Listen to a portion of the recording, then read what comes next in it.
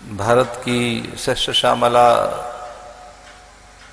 धर्म धरा महाकौशल में कल्याणी वैनगंगा के पावन तट पर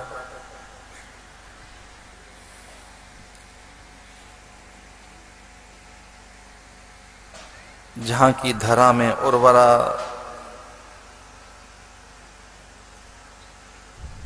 परिवेश में पवित्र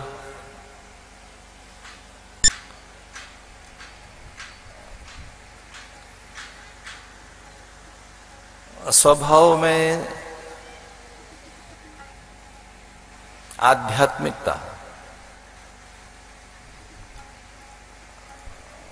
और जो सांस्कृतिक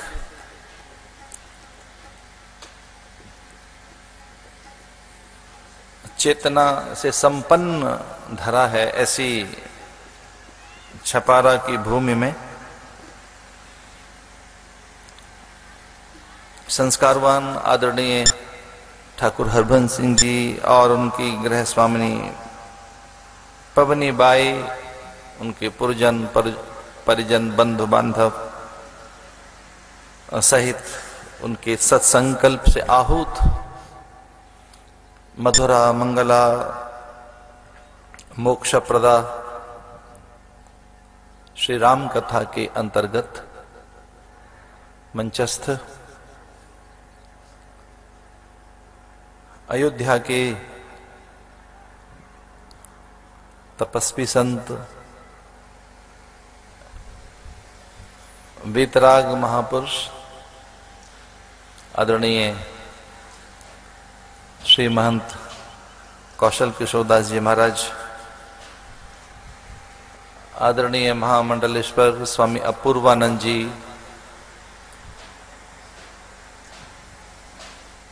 विद्यावारिधि आदरणीय सोमदेव जी,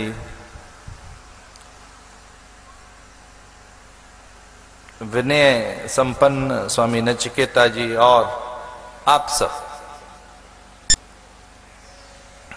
कि अंतःकरण की आस्था, आपका विश्वास, आपके भी सद्गुण संस्कार जिसके वशीभूत आप यहां सहज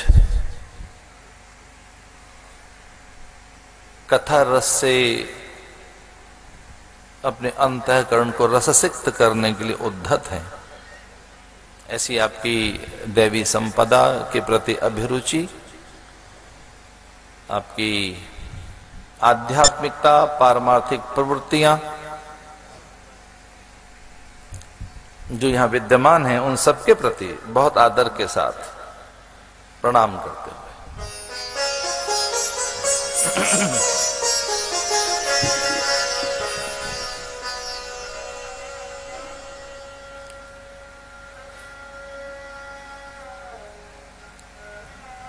इस धरती पर मनुष्य होना बड़ी उपलब्धि है।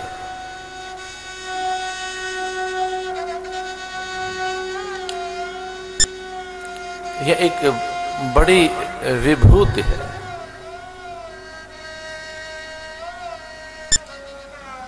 इस धरती पर जितने भी प्राणी हैं, वे अंडज, पिंडज, स्वेदज, उद्भिज रूप में, वे सभी जीव जलचर, थलचर, नभचर के रूप में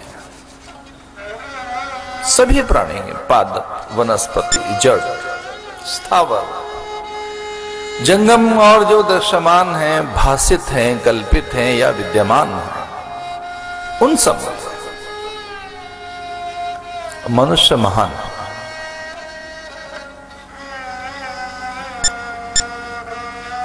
जिसे जन्म से ही अभिव्यक्ति, चिंतन, कर्म की स्वतंत्रता उपलब्ध है,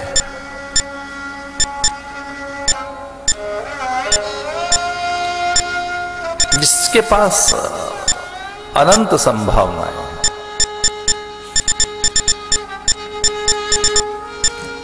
जो जैव जगत के सत्य को जान सकता है।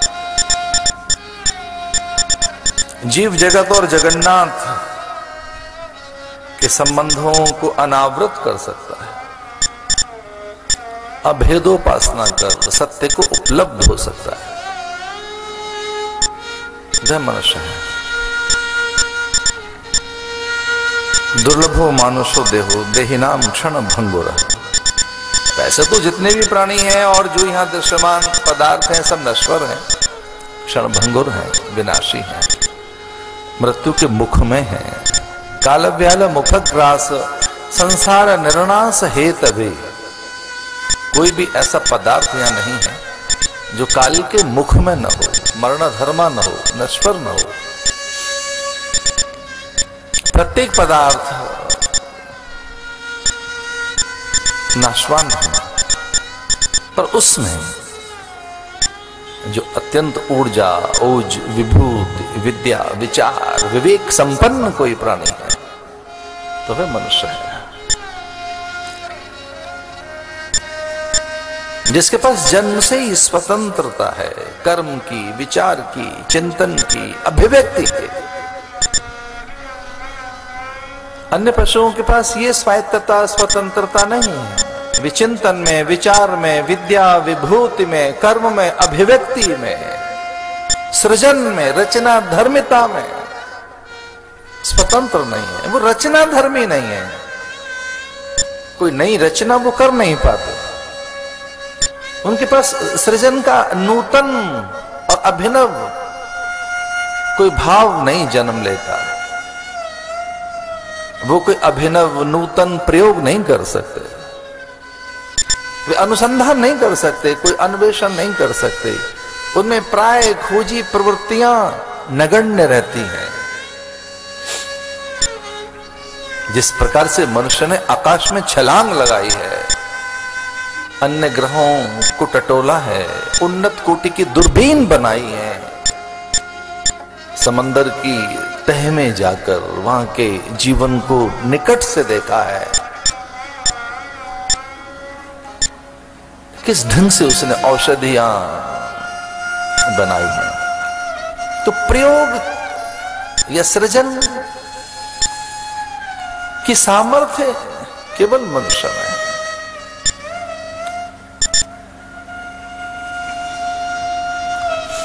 सृजन की सामर्थ्य, रचना धर्मिता, सृजनशीलता, अन्वेषण, गवेषणा, प्रयोग, अभिव्यक्ति का स्वातंत्र,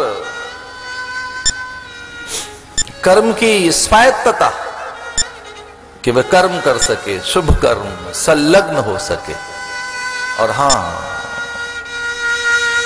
पवित्र संकल्प उसमें जग सके। तन्मे मना शुभ संकल्प मस्तु।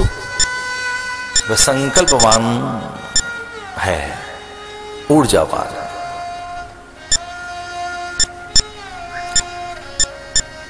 विवेकी प्राणी है मनुष्य, विचारशील प्राणी है। अन्य जितने और प्राणी हैं उनमें और मनुष्य में भी एक जैसी क्रियाएं हैं। आहार, निद्रा, भय, मैथुन।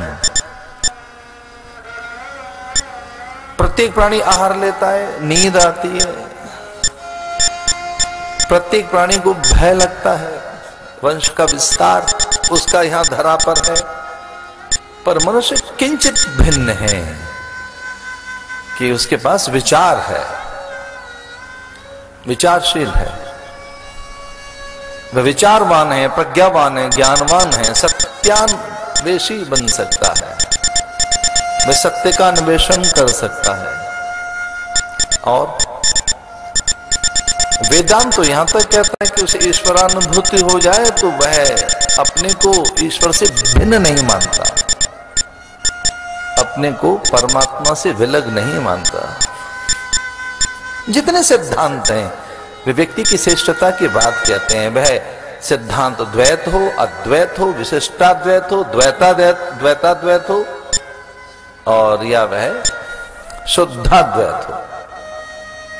जितने सिद्धांत हैं, जितने मत हैं, जितने पंथ हैं, व्यक्ति के मोक्ष की बात कहते हैं, उसकी उन्नत अवस्था की चर्चा करते हैं कि व्यक्ति को एक उन्नत अवस्था हाथ लग सकती है, उत्कर्ष को उपलब्ध हो सकता है। इसे जो अनुभूतियां हैं उनका जगत भी बड़ा अनंत है। अगर व्यक्ति आध्यात्मिक हो तो उसे अनेक अनुभूतियां होती हैं, और उन्हीं में एक है आनंद की अनुभूति, जो बड़ा अनुभव है। हम प्राय सभी प्राणी सुखान्वेषी, हम सुख की खोज में रहने वाले प्राणी हैं। हम सभी, हमें चाहिए, हम दुखी नहीं रहना चाहते। मनुष्य की पहली कामना यद्यपि सुख की नहीं है, मनुष्य की पहली कामना है जिजीविषा, वो जीना चाहता है, प्राण सुरक्षित रहें।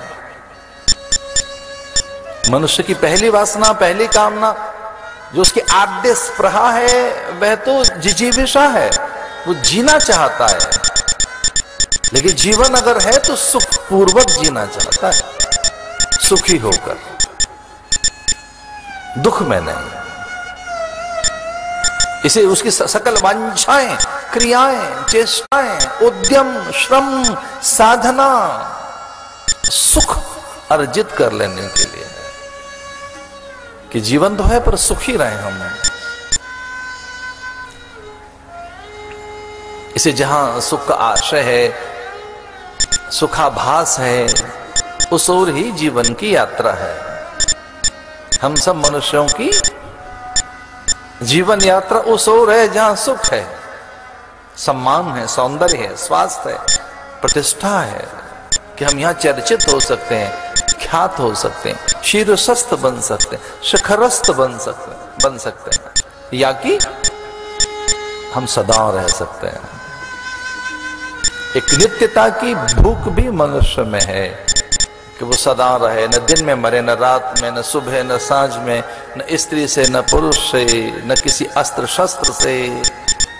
ऐसी भी मांग रखी गई है हिरण्यकश्यप आदि के द्वारा। हम बने रहें, बस बने रहें, यहां रहें, हम हमारी चर्चा रहे, कीर्ति रहे, ख्याति रहे, स्मारक रहे, भवन रहे, आलेख रहें, विचारधाराएं रहें हमारी, हम रहें। अरे मनुष्य की तो बात छोड़ो, यहां परमात्मा आना चाहता है, वो भी कहता है संभवा में युगे युगे। इस धरती का आकर्षण ही कुछ ऐसा है, इस धरती पर तो ईश्वर भी आना चाहता है। परित्राणाय साधूनाम, वो प्रवृत्तियां जो दूसरों को विचलित, व्याकुल करती हैं, आहत, व्यथित करती हैं, उनका दमन करने के लिए और श्रेष्ठतम अवस्थाओं को पुनर्जीवित करने के लिए परित्राणाय साधूनाम। सज्जनता, श्रेष्ठता, पवित्रता, औदार्य, सद्गुण सुरक्षित रहें धरती पर, औदार्य, विनम्रता बनी रहे, परोपकार की भावना बनी रहे। उस भावना, उस प्रवृत्ति का रक्षण, संवर्धन, पोषण करने के लिए परित्राणाय साधूनाम, उस प्रवृत्ति की रक्षा के लिए विनाशाय च दुष्कृताम, दमनकारी प्रवृत्तियों के नाश के लिए।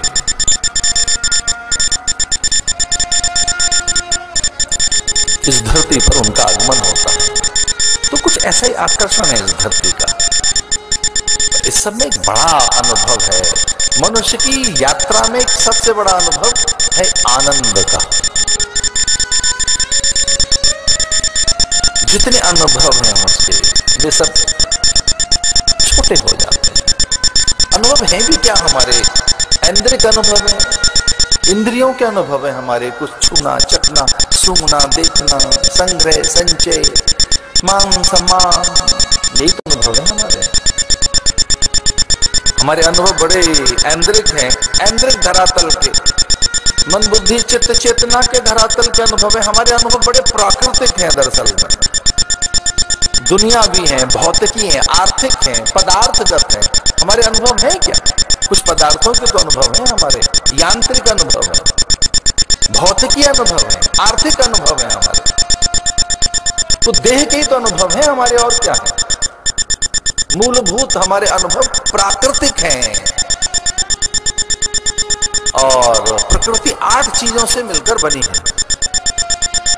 व्योम, नीर, धूल, आग, बयार, मन, बुद्धि, अहंकार, अष्टधा प्रकृति।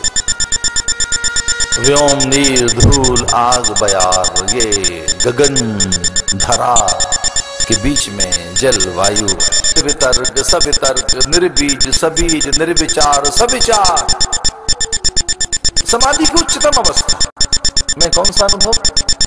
आनंद का अनुभव। ये ध्यान रहे, सुख का अनुभव पदार्थ का है, व्यक्ति वस्तुओं से लेता है, वो देह मन बुद्धि का अनुभव है, पर आनंद परे की चीज है, उसका कोई विकल्प नहीं, वो किसी व्यक्ति से नहीं आता, वस्तु से नहीं आता, वो ईश्वरीय अनुभव है। कभी कभी वो कथा में, विचार से, अभ्यास से, प्रार्थना से, सत्संग से, सद्गुरु सेवा से वो कभी कभी जगता है, क्योंकि वो अपना अनुभव है।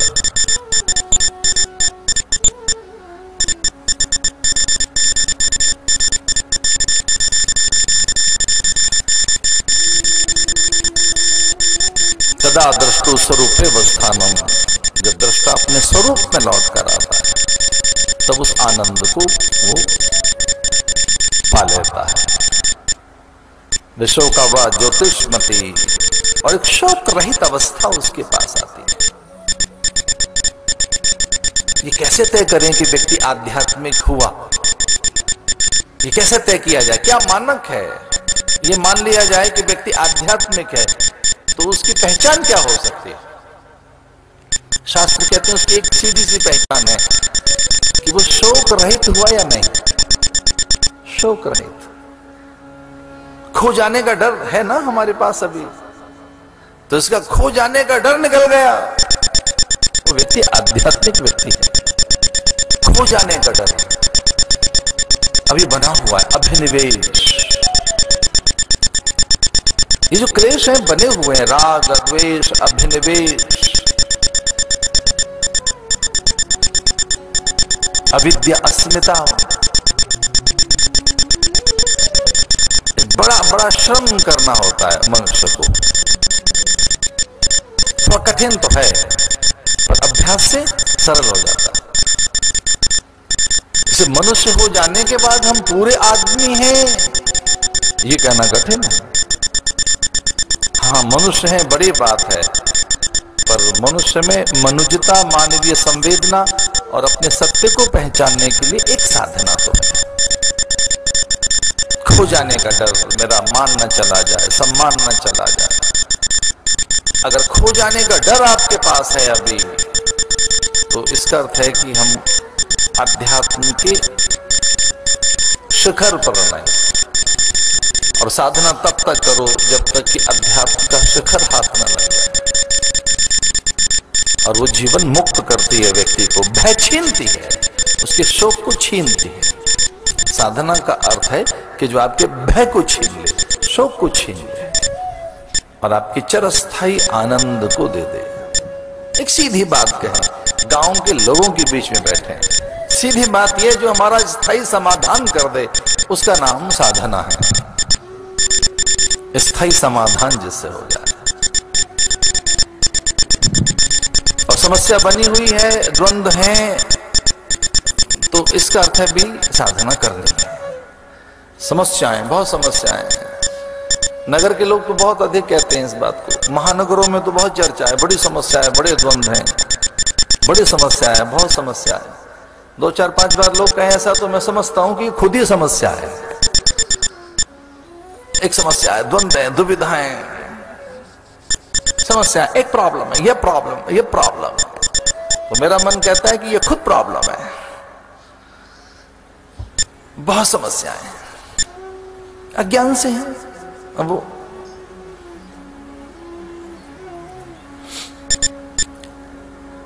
तो जो दुर्बोध को सुबोध बना दे, जो कठिन को सरल कर दे, तो वो अध्यात्म है। वो कभी कथा से निकलता है। कथा की फलश्रुति यही है, कथा का जो फलादेश है वो अध्यात्म है। एक ऐसा बल, एक ऐसी विभूति, एक ऐसी ऊर्जा जो आपको आनंद के साथ जोड़ दे, ईश्वर के साथ जोड़ दे, सत्य के साथ जोड़ दे।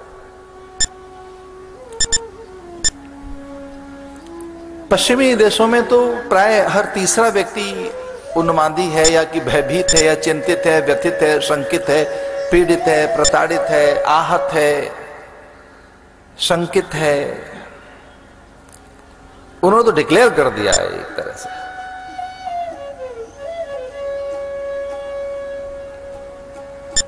उन्होंने तो ये बात डिक्लेयर कर दी लगभग पश्चिमी जगत में, और इसे कोई बुरा नहीं मानता, वो इस बात को बुरा नहीं मानता। उन्होंने स्वयं कह दिया है कि हमारे हर तीसरा आदमी पागल है, हर तीसरे व्यक्ति को काउंसलिंग चाहिए, हर तीसरे व्यक्ति को साइकोथेरेपिस्ट चाहिए, हर तीसरे व्यक्ति को कुछ है, या तो उसे बहुत भय है, अवसाद है, चिंता है, उन्माद है, नींद नहीं आती है, वो शंकित है, अनमना है, बेचैन है, उसे अच्छा नहीं लगता, मरना चाहता है, उसमें चुप्पी है, पलायन है, डिप्रेशन है। हर तीसरे आदमी यहां डर लगता है, हम नहीं कह सकते हम किस स्तर पर हैं। फिर उसकी औषधि क्या है? तो कहते हैं उसकी औषधि है काउंसलिंग। किसी अच्छे व्यक्ति के पास जाओ, अच्छे विचार सुनो, काउंसलिंग। कहते हैं कुछ अच्छे व्यक्ति के पास जाइए और वो अच्छे विचार बताएंगे। तो अच्छा व्यक्ति विचार बताते बताते उसके भीतर के भय को चिंता को छीनता है। और सच मानिए हमारे यहां कथा में भी लगभग कुछ ऐसा ही कहा गया, राम कथा सुंदर कर तारी, संशय विहग उड़ावनिहारी। जो संशय है, कंफ्यूजन है, जो कंफ्यूजिंग एक एटीट्यूड है हमारा कि बहुत जल्दी कंफ्यूज्ड होते हैं हम, बहुत जल्दी शंकित होते हैं, भ्रमित होते हैं, भयभीत होते हैं हम, उसके लिए राम कथा है।